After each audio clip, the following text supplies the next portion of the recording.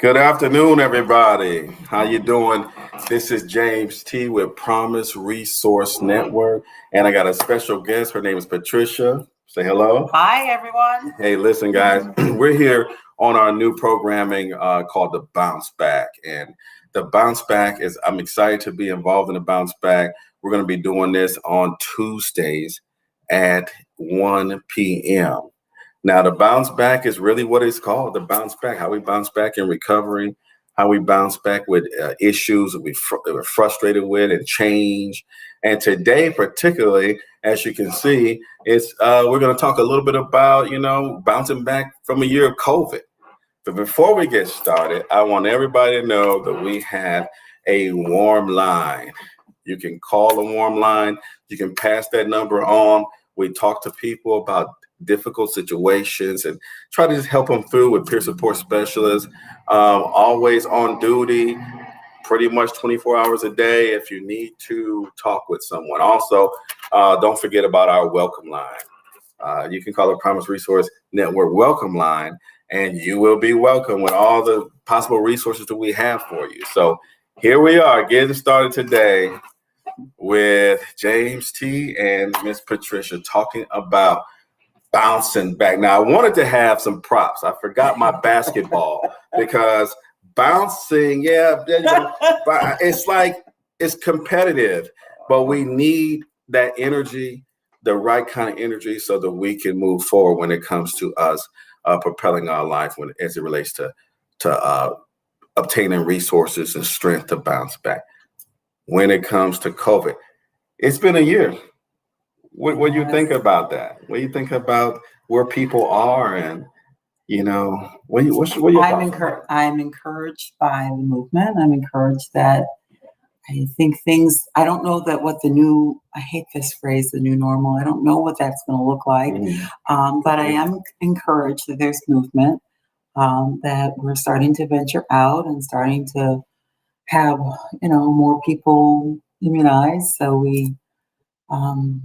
Hopefully we'll get to a point where we won't have to wear masks indoors at some point. But for now, we do. And I had a conversation earlier with Aaron Wells. All you guys know Aaron Wells. And my thought process was about how we deal with stress levels in recovery, with PAWS, post-acute withdrawal syndrome, which is just stress. During COVID times, and we're still unfortunately in the midst of it, but back in the early stages of it, everybody had to be scarce.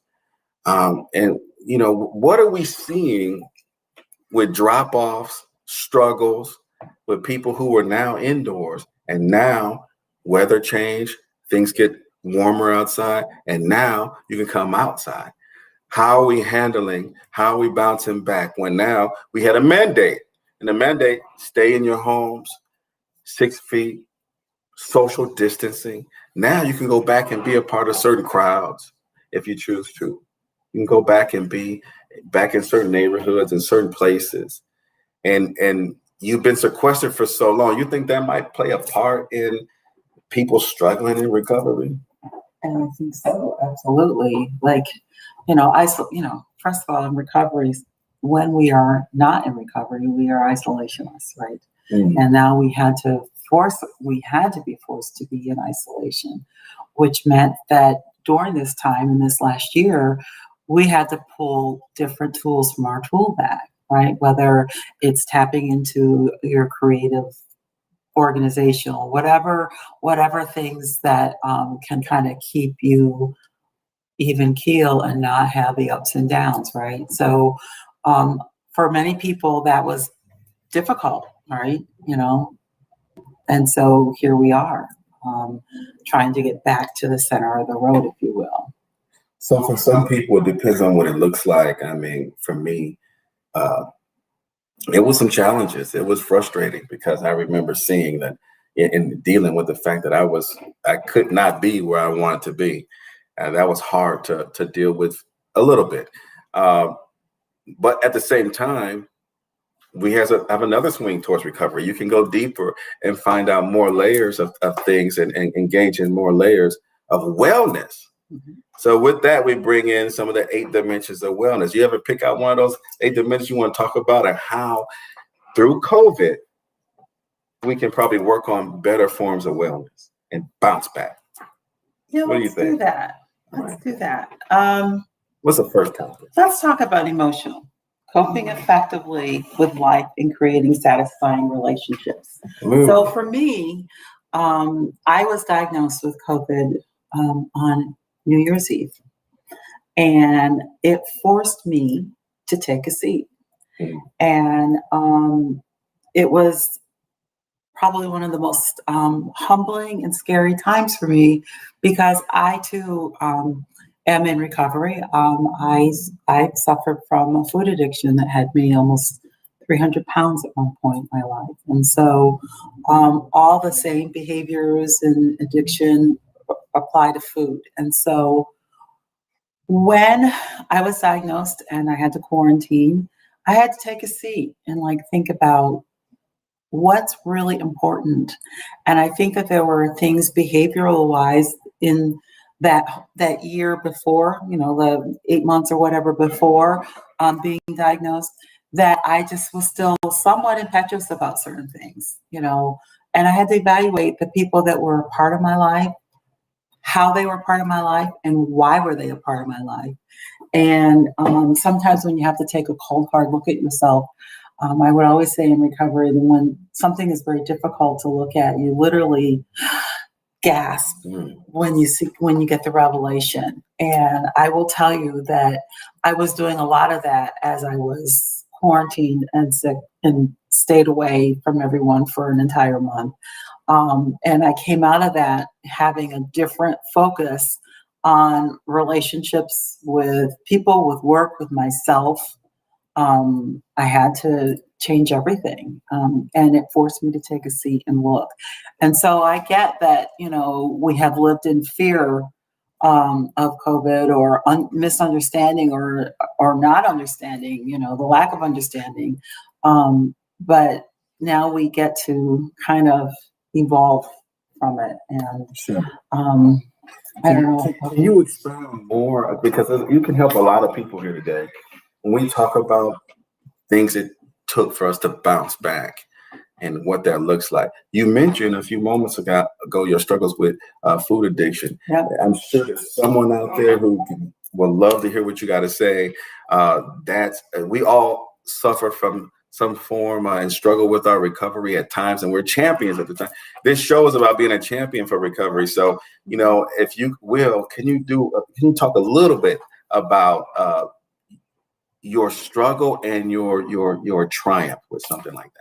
Sure. So my walk through addiction, and I think I was always taught that the bad behaviors show up long before the other behaviors, whether so it starts here, right? In your thinking, in what you believe you are entitled to, whether it's right, wrong, or difference, your view and your vantage point on relationships, on people. So I think I was very self-indulgent, and I would say that I worked hard, so I play hard, and that was my excuse for my bad behavior. And I had that bad behavior for a long time, and it actually served me well in business, in work. And so I was being rewarded for that for a while, right? Until I wasn't. So, as an addict, we're actors. We're really good at it. Most people are really very, very intelligent and can still be very successful while we're being manipulative and being all those things. And so for me, what made me hit that wall, because you get that pebble, you get the rock, you get the boulder, and you get the wall. And until you hit that wall, you're not going to do anything. And for me, I was sick and tired of being what I called a mutation of myself. I literally was 300 pounds. Yeah. And, that wasn't my weight for my whole life, but it was what happened as a result of keeping things private. I'm a very private person to this day. I still am. But certain things that you keep in the dark are the things that keep you sick, right? And so I had to face that. So piece by piece, I sat in those rooms. I learned about the big book. I studied the big book. I I taught the big book, and I lived the principles of it. And so um, it's been a liberating thing to be able to be free from that drama. Or what I always like to tell people is learning how to diagram the sentence. Like you see something going on, and if you're knee deep in your addiction, you can't process it because your ego and your disease is getting in the way of clarity, right? So to get the clarity through meditation, like in the beginning, I literally could only meditate for 2 minutes before my brain would not, slow down. And then it was I had to do it outside with the water, with the music, whatever. And that took a while. And then years later, I can be in a crowded room and I can take myself somewhere else, and that's peace. So Outstanding. in COVID, I think the thing that is most important is to be able to step back from the hysteria that is out there and be still and say, really, at the end of the day, what are you all about? What do you want to be about? And how are you going to get there? You're going to get there. That's right. the key. I appreciate you so much. Thank you for sharing. We're open for chats. If anyone has anything to chat, you can bring in some chats, social commentary or whatever. Thank you, Darlene, for saying great topics. There's some good topics here. We really need to look forward. And when we look forward, we're always going to have to stay in a place of progression. But at the same time, we have to deal with the things that hold us back, as Patricia talked about, facing those giants, facing those things that sometimes we call them demons or whatever. And in the face of recovery, we see everything. So bouncing back is important, to keep the fight in us, to bounce back. One of the things I use every single day, I try at least twice a day to use mindfulness meditation. I like to play the car game because I like cars. I like to play the color game where I look around the room and make myself identify everything that's blue, my favorite color, everything that's red.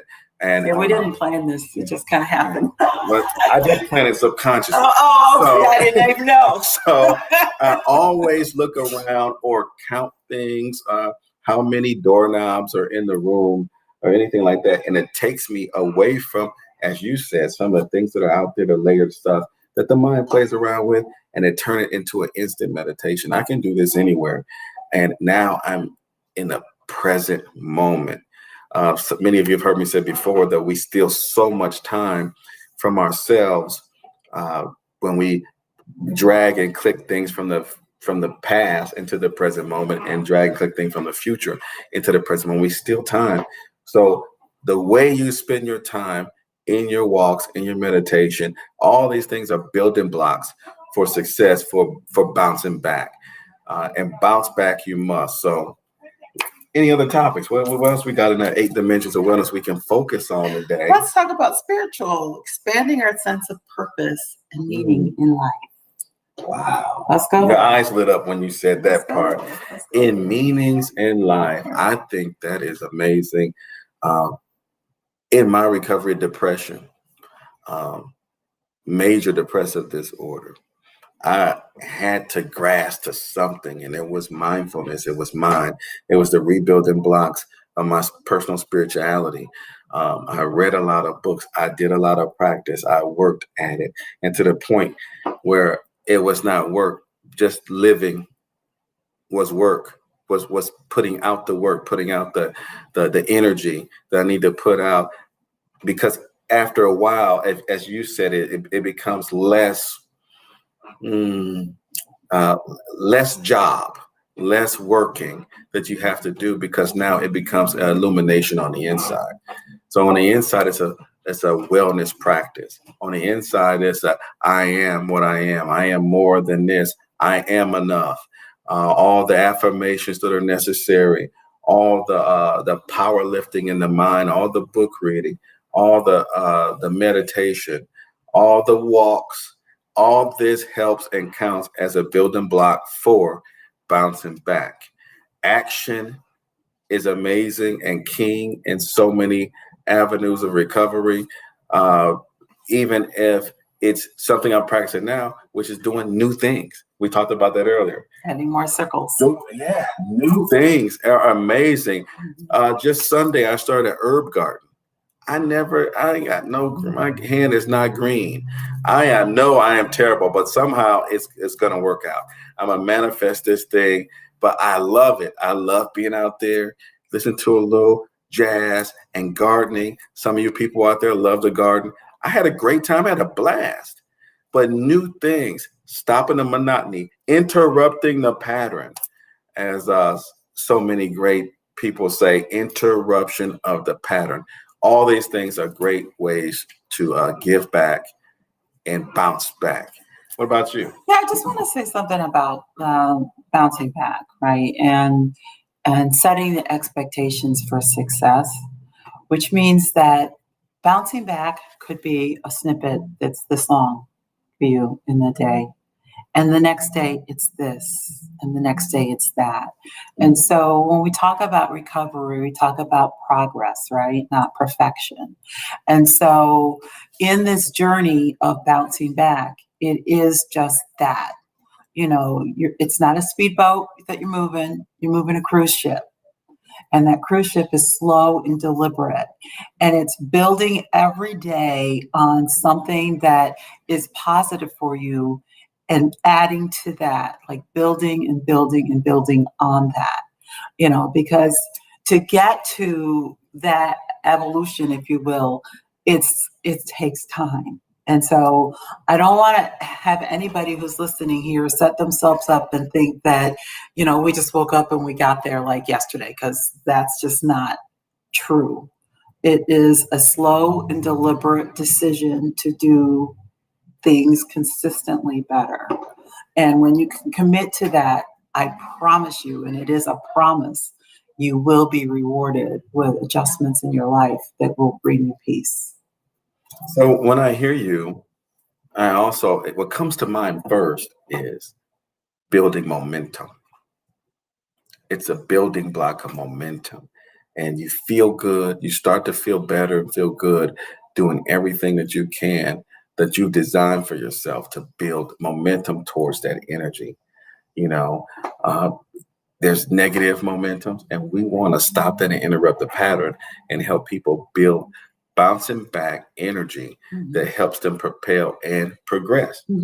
So, yeah, I think, these are some great things to talk about. I think there's some great practices that you could practice, and it's all simple. There's nothing rocket scientist that you need to know. Just some simple things that we need to be aware, raising that awareness. Right. Present moment thinking. How do you bounce back? Show up. Show up. Yes. Show up. Yes. Be present. Show up for yourself. Right. Exactly. Show up for yourself. Because remember, as addicts, we can avoid, and we can manipulate, and we can give justification for why we don't do or couldn't do. And it's all non-recovery stuff, right? Just show up, be truthful. Now, Patricia, I think that for me, the main thing is authenticity and being honest with the self first. Whether you're called on the carpet about an issue from a close friend, relative, or whatever the case may be. I think when we begin and practice that, you don't have to do it always in front of someone. It helps. But when you go to yourself and be totally honest and authentic, my mentor always said, if you can't be you, who can you be? Who can you be? So let me be me. Let me practice authentic me with myself and make sure I can practice authentic me with everyone else. I'm going to give everyone the real, true me as much as possible. Then there's nothing to worry about. There's nothing to stress about. And that's a balance, because there's a balance between authenticity and oversharing, right? Talk about that. You know, oversharing. There are some things, so there are some things that we still should be very careful who we share those certain things with, right? But the ability to be able to look at that, and like I said, I use the phrase diagramming sentences, figuring all that out, and kind of stepping back from it is a lot of work, and it takes time to be able to do it. But it is fun once you get to do it better and faster. You said it's fun. It is fun. It becomes fun. One of the things I would always tell my sponsors, and in addiction, we love drama. We love it. We feed on it. Why do you think that is?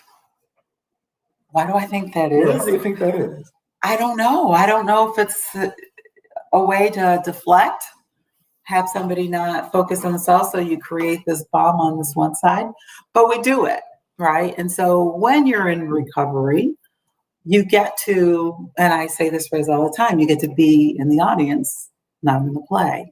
She does say that all the time. Be in the audience. In the audience, don't be in the play. And the beauty of that and the balance in that, and what I've learned is that everything that you observe is not something that you have to speak on, right? So we want to be so quick to say, something we've observed and we want to point it out. And really, sometimes it's not our business to point it out, but the fact that we observe it, you can observe it and put it in your mind and let it go. And let it go. And let it go. So yeah, but that's a good one if you can remember that too. When you find yourself in the middle of drama, and we all do, whether you're in recovery or not, there's always going to be drama. Which side are you going to be on? You're going to be in the play, or you're going to be in the audience? Wow, that is so powerful, because now this is, to me, like a self-checker.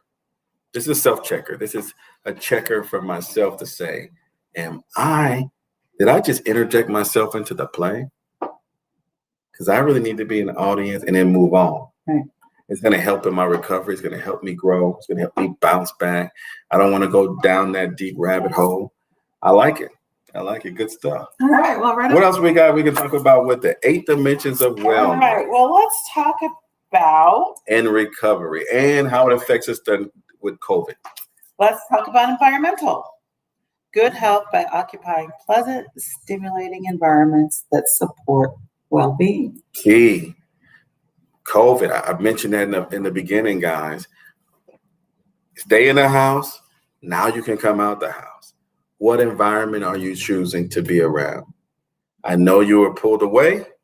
Now it's like you're free. We're free. We can go places, do things. More people are flying on planes. Getting back. I hear this a lot. Can't wait to get back to normal. Have you heard that before? Yeah, I know. I want things to get back to normal. I don't know what that's going to look like. What is that? What is back to? Maybe we don't want to go back to normal.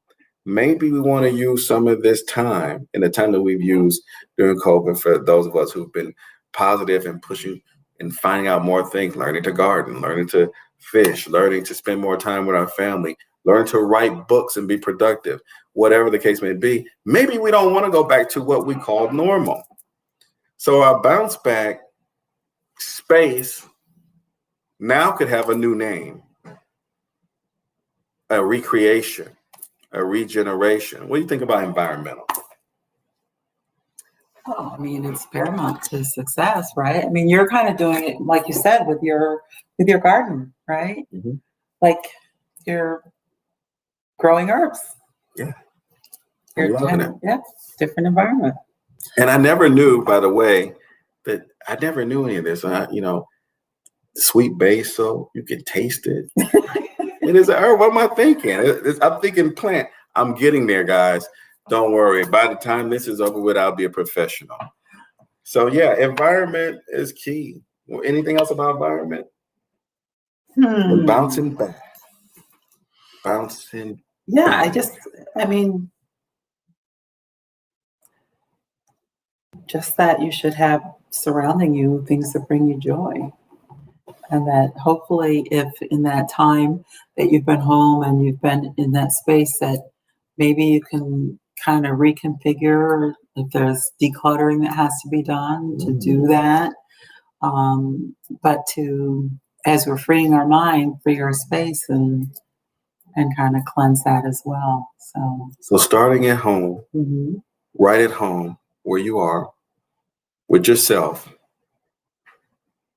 during COVID, being sequestered for so long, now you can go out and change your environment. Perfect way to actually use as an excuse, by the way, to change different parts of your environment, to make a new environment at home, to discover new parts of you, to discover and leave it open for your energy to attract new people in your life.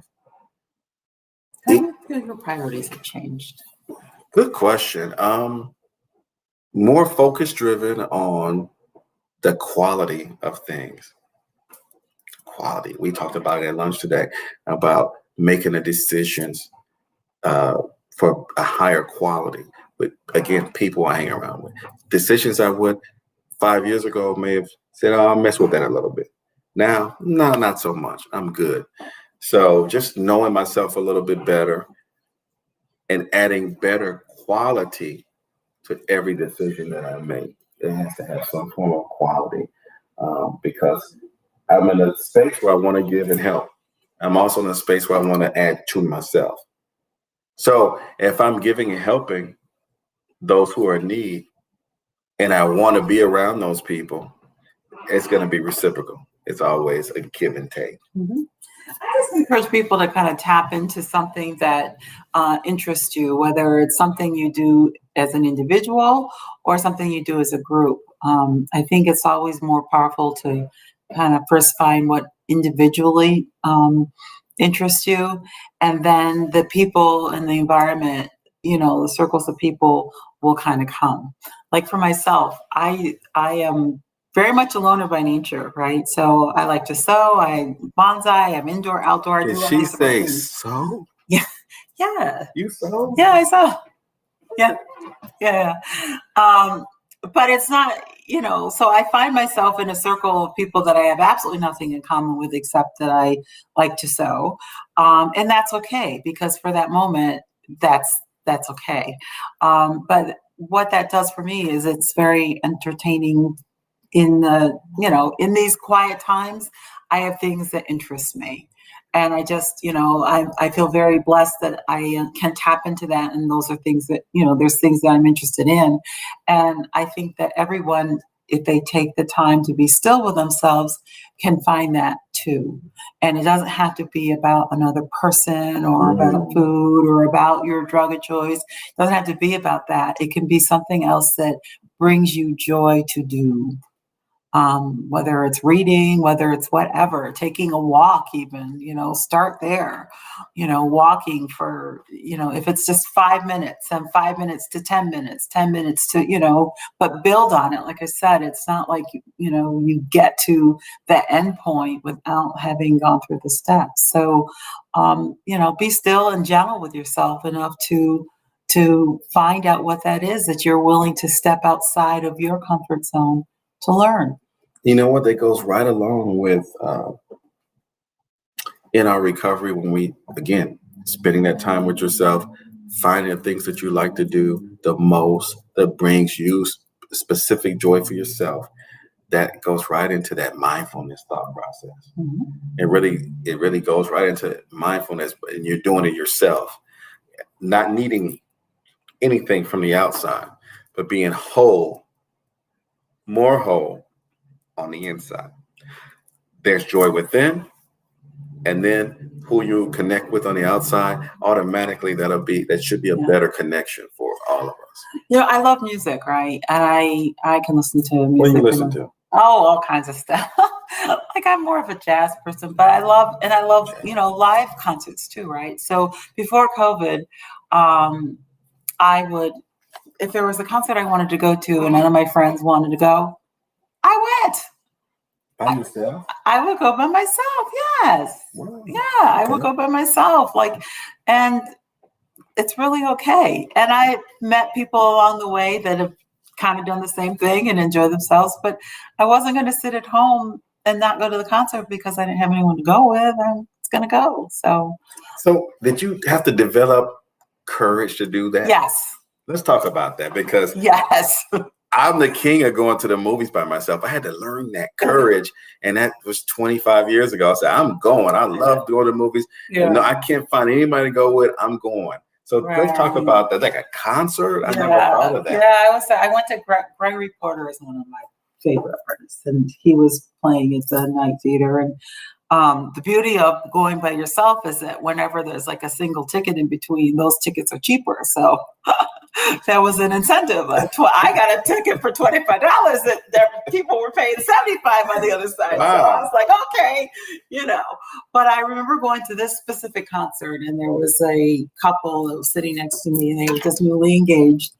And she was the fiance was saying, you know what? I started doing what you were doing. I used to do that also. And now there she was with her lovely fiance and, a whole different life. But, I don't have a story to tell you about that end, but I will still go. I will go to a concert by myself if I want to see it, It's a good idea. Yeah. And, you run into people who have that common interest, and maybe for that moment you have a conversation, you laugh, you giggle, and then you carry yourself home. I like that. I mean, that's a good thought process. I never thought of that. I like that now because I can visualize that. Okay. How you can be at a concert by yourself. People take breaks, go get something to drink and things like that. And you never know who you might. Yeah, just strike up a conversation. At first I was embarrassed, kind of like, really, I'm here by myself. This is sad. And now I said, what would be sad is if I stayed at home and didn't enjoy the beautiful concert. Exactly. So, that's courage, people. Yeah, we got to have courage to bounce back. Yeah, we do. During this COVID time, we have courage to bounce back. We can find that courage. We are the courage. We are that thing. You are the, what? All of us, we have that power. Right. So when we are talking about bouncing back on a new programming called the Bounce Back, any comments are welcome on any ways that people have used their thoughts and things in their recovery to bounce back from a thought, a negative energy, bounce back from a mistake that they made. We're all going to continue to make mistakes until we get it right and get better. It's a progression. It's not a race. It's a progression.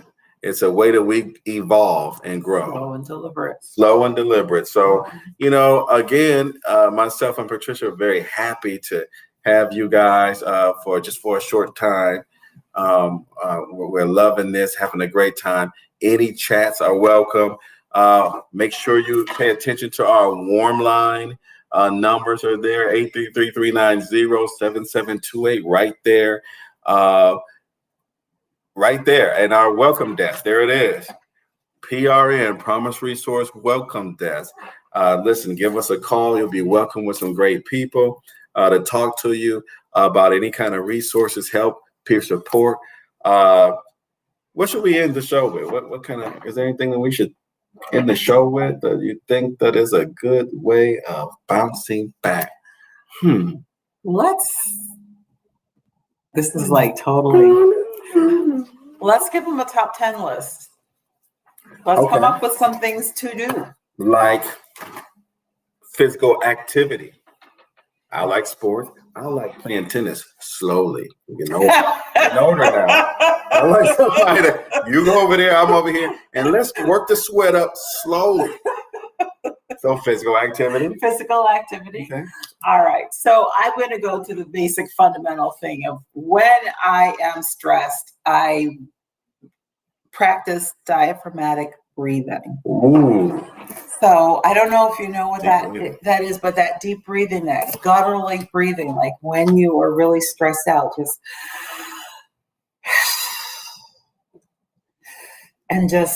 breathe.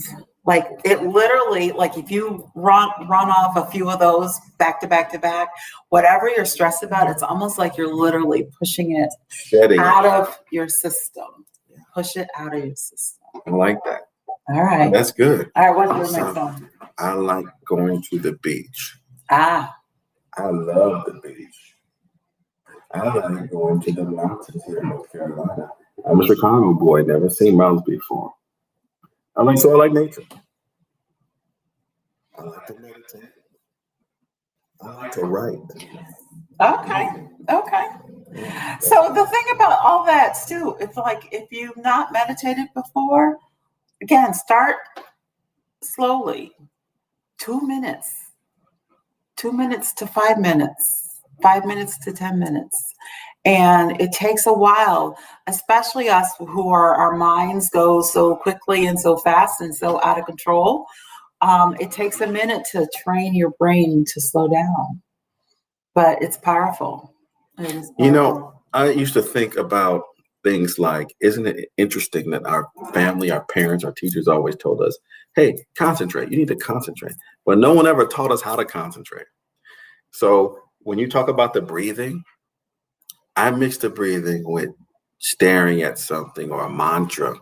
And, of course, our mind will get pulled away. We bring it back, but if you can set an alarm for 2 minutes, 1 minute of saying a mantra over and over and over, of breathing and watching the things that got you into an anxious place shed or go away from you, move away from you, you do feel a lot better. Mm-hmm. You feel a lot better. It's a new step for bouncing back into the next thing that you got to do. So listen, everybody, I think we're about done. Okay. Did you have fun? I did. Good. I hope we were helpful to somebody out there. I think you were helpful. I think we may have been helpful. We hope that everybody appreciates Promise Resource Network and what we're trying to do with our community. So thank you very much. This was the Bounce Back. And good night.